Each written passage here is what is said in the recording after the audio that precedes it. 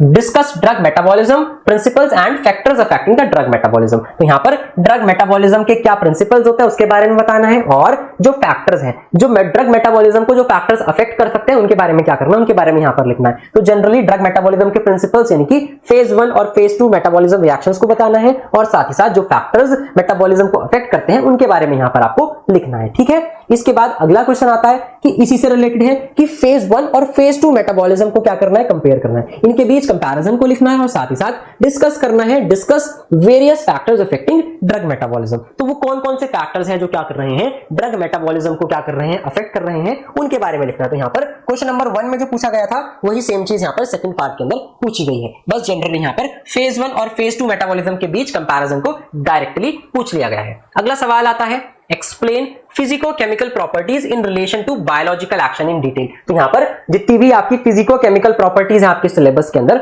उन सब के बारे में क्या करना है, यहाँ पर डिस्कस करना है। किससे रिलेटेड, बायोलॉजिकल एक्शन से रिलेटेड। तो यहाँ पर क्या करना है, उन सारी फिजिको-केमिकल प्रॉपर्टीज को बताना है, जैसे कि आयनाइजेशन हो गया, हाइड्रोजन बॉन्डिंग हो गया, पार्टीशन कोएफिशिएंट हो गया, चिलेशन हो गया, ऑप्टिकल एक्टिविटी हो गई है ना, बायो आइसोस्टेरिज्म हो गया। तो इन सारी फिजिको-केमिकल प्रॉपर्टीज को क्या करना है, आपको लिखना है, और इसमें यह बात जरूर लिखनी है कि वो प्रॉपर्टी बायोलॉजिकल एक्शन यानी कि ड्रग के बायोलॉजिकल एक्शन से कैसे रिलेटेड है, यानी कि ड्रग के बायोलॉजिकल एक्शन पर क्या प्रभाव डालती है। अगला सवाल इधर आता है define the physico-chemical properties of molecules. तो वही सेम बात बतानी है कि ड्रग की फिजिको-केमिकल प्रॉपर्टीज ऑफ मॉलिक्यूल्स को आपको डिफाइन करना है। यहां पर अब की बार डिफाइन करना है और discuss about partition coefficient in relation to biological action. तो पहले पार्ट के अंदर क्या करना है, फिजिको-केमिकल प्रॉपर्टीज को सिर्फ डिफाइन करना है कि भाई आयनाइजेशन क्या होता है उसकी डेफिनेशन, हाइड्रोजन बॉन्डिंग क्या होता है उसकी डेफिनेशन, चिलेशन क्या होता है उसकी डेफिनेशन, ठीक है, डिसोसिएशन कांस्टेंट क्या होता है उसकी डेफिनेशन लिखनी है, बायो आइसोस्टेरिज्म क्या होता है उसकी डेफिनेशन लिखनी है, ऑप्टिकल एक्टिविटी क्या होता है उसकी डेफिनेशन लिखनी है। तो पहले पार्ट में सिर्फ डिफाइन करना है, और सेकंड पार्ट में क्या करना है,